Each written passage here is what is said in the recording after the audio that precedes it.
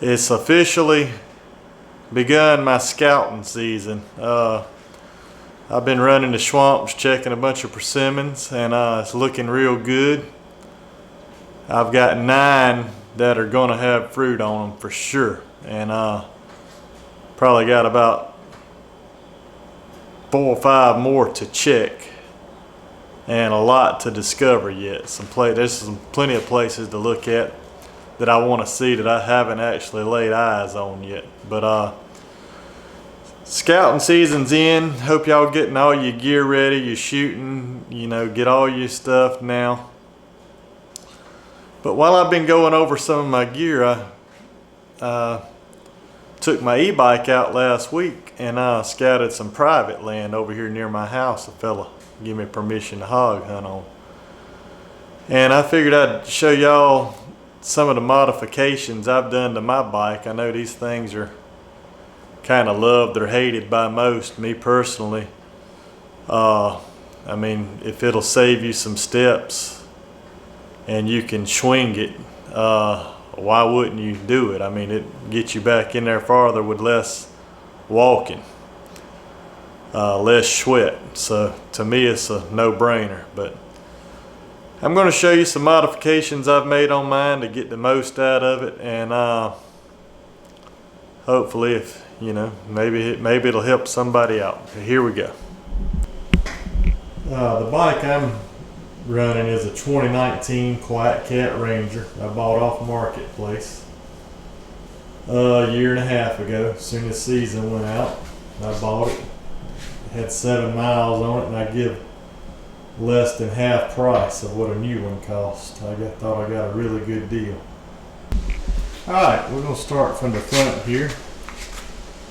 Alright, this right here is a cell phone holder, and it is a GLI, looks like a B, something like that, but +6, and it's metal, and it just clamps your phone down extremely secure. I mean, you can tighten that thing on down. This handlebar is going to turn.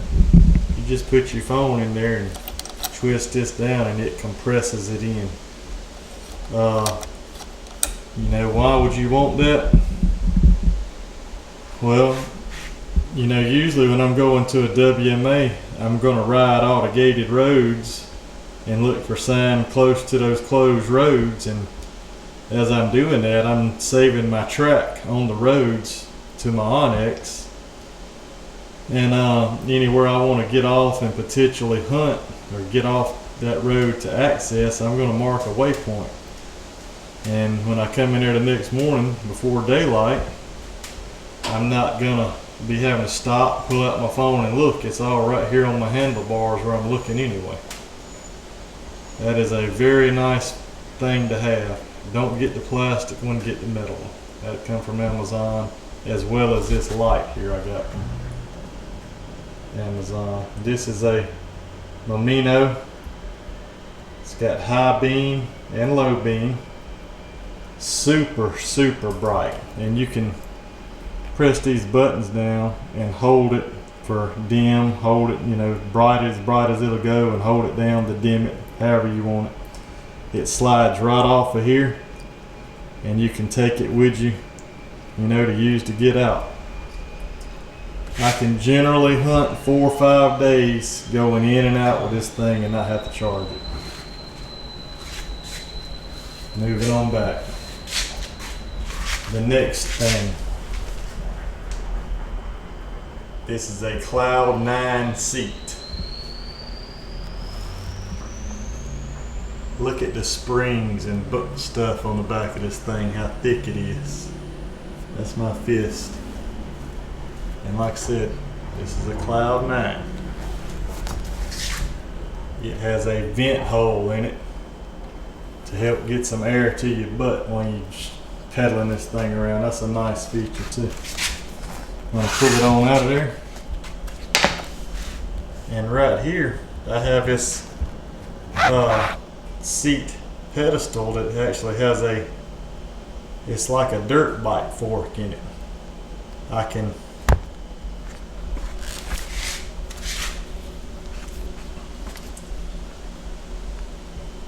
I can stick an Allen head screwdriver in there, and I can make that stiff or weak, however I want to set it up for my ride. And what that does is it lets this ride up and down in there and travel on those right there. So it just acts like another shock. You pair this with that seat, and you talk about a game changer. The seats that come on all these e-bikes suck. They're the cheapest ones they can put on, unless they've changed something since I was looking at them. Alright, moving on back. This is a Rad Power Rack. It's like 20 inches by 20 inches, and it gives you plenty of room. These little racks that come on these bikes, that's usually all you're gonna have right there, that little thing there. And it's about 6 inches wide across the top, what comes on. That's good to haul a fanny pack and a squirrel or rabbit out, and that's about it. This Rad Power Rack, I can lay a deer or a hog right across here in between that bow holder there and strap it down. I got 4 just old bungee straps on there. I got this little piece of rubber coated wire, and I've got about 15 foot of 550 cord wrapped around this thing. I usually have a small section of ratchet strap too, but I hauled, I don't know, 3 or 4 deer out with this thing, and I know 2 hogs that I can remember right off my head. But no problem. You lay them across there and you strap their legs whichever way you can to keep them out of the tires and out of the way of your pedals, and you'll be fine. Another good thing about these bikes is when you shoot a deer back in the woods, if you can get this bike back there to them, you can throw the deer across this rack, come up here and turn it on, put it in your lowest power, which is 1, and you can just have the deer on the back and just walk it out of there by pressing that button. The bike will go on its own. That is a really cool feature. So, you know, you don't necessarily need to drag the deer out or debone or whatever. You know, it depends on where it's at and what I'm doing. Whatever's easiest is the way I'm going to do it. If it's close to a road, I just take this bike in there, or drag the deer to the bike, put it on the rack and bring it out. But I do have a, right here is where you hook the cart. I do have a cart I bought for this thing after last season.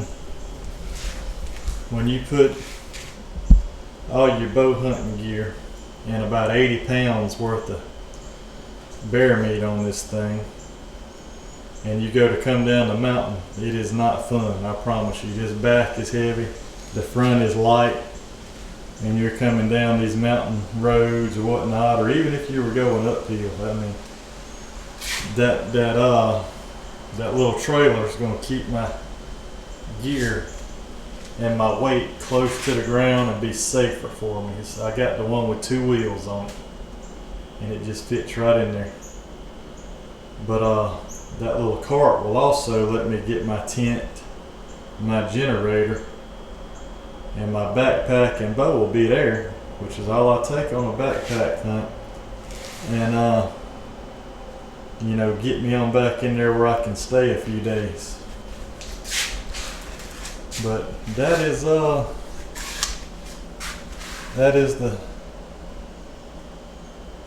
are the main things I've done to this bike. These Culpin gun or bow holders are great, and I just lay my bow, you know, parallel with the body of my bike. You don't want to mount anything crossways here, because you know there's plenty of gates that got trees right next to them. You don't want to be having to get off and turn your bow, get your bow off your handlebars and all that. Just mount it like so, and you'll be fine. I put my grip right here, and my quiver where it goes around my grip sits right there, and my front limbs up, my top limbs up here, and back limbs back there. Just keep it farther enough back where it's not interfering with you when you're pedaling, and you'll be fine. I hope that helps some of you out who may be interested in picking up an e-bike or already have one and want to do a little modification to it to make it a little more comfortable and make it a little more practical as well. But I appreciate y'all watching. Count your blessings. See you on the next one.